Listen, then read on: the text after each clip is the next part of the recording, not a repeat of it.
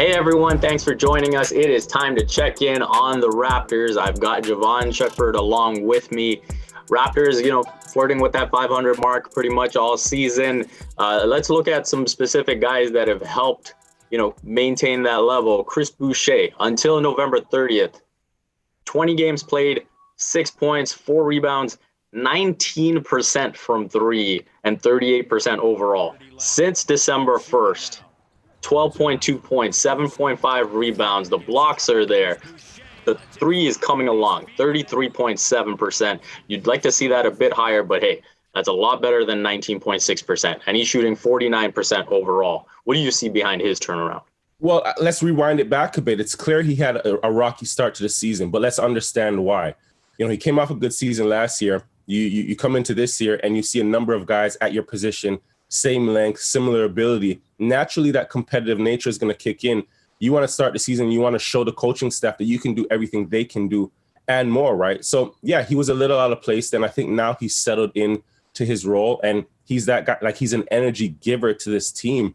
And I think that image of him on the bench, exhausted, tells us who he's become. And he's allowing this team to get more possessions. And as you mentioned, shooting the basketball better at this point in the season.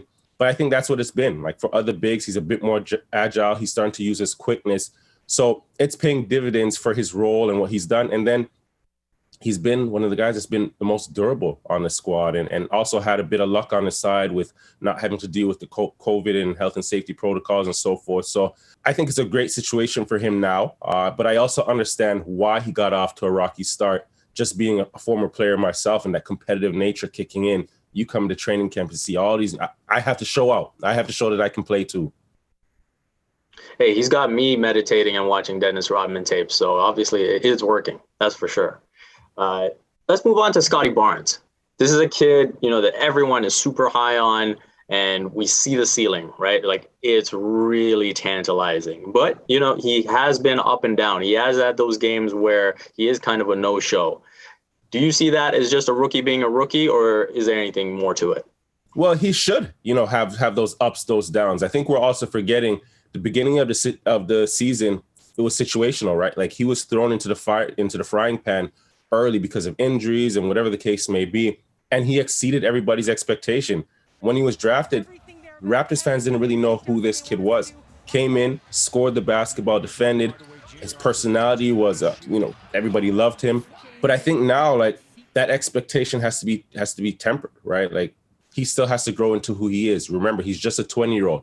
Last year, this time he was coming off the bench for his college team. A year and a half ago, he was in high school.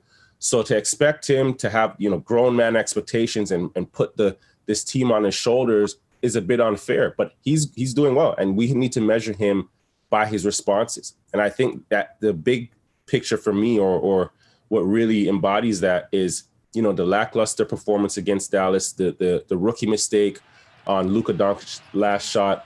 And then he followed that up, the response against the Wizards, really putting this team on the back. So that was an example of seeing a low and a high. But at the same time, he's a 20-year-old rookie.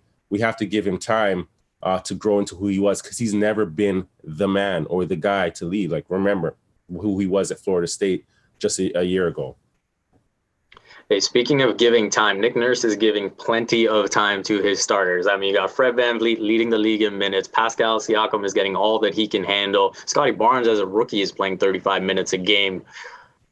Does Nick Nurse need to trust his bench a little more? Well, basketball isn't equal opportunity, right? You tell me what those bench guys have done, and then we can have that conversation. I think Coach Nurse has been really patient with them.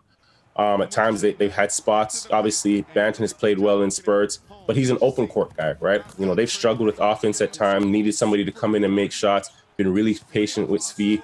He hasn't been able to do that. So at the same time, I think it's also a message to those guys that the next time they come out, they need to play. They need to play with fire. As Fred VanVleet puts it, play with their hair is on fire. And as for the guys that are up top, those top 8 guys that are playing the bulk of the minutes, they've earned it, right? And they've been in the situation as those guys, and they've proven themselves. So Coach Nurse, his sole role is to win games. And remember, if he doesn't win games, he gets pressure from up top. So he has to be a creative in his approach of winning basketball games, but also sending the message to some of the guys that we need a bit more. And Jevohn, you're racking up the minutes yourself. You're calling the Raptors games. You're there at the 9:05 games. Those reps that Malachi Flynn, Delano Banton, we saw Yuta Watanabe go to the 9:05 recently as well. Those reps, what they're able to take from it and then bring back to the Raptors, how important is that? It's huge, right? You have the basketball in your hands for the bulk of the time. You can make decisions. You see the basketball go in. You gain your rhythm. You gain some conditioning, after sitting on the bench for a couple of days with the games on a time with the Raptors. But more importantly, you get out there and get to make mistakes. The more mistakes you make, you're able to correct them. You're able to be more confident and go out and apply them. I think we're seeing that with Banton as well. He's even shooting the basketball a lot more, but he's getting the opportunity with the 9:05 to come out, be fluid, shoot the basketball, the ultimate green light. And it's about getting that confidence. It's about getting that rhythm and just feeling that basketball. Hey, the Raptors are in a big stretch of the games. Depth is going to be a huge topic, whether it's going to be through those games played or the trade deadline. We'll see how it plays out. Jevohn, if you like Canadian basketball content like this, what do you need to do? Subscribe to CBC Sports Like This.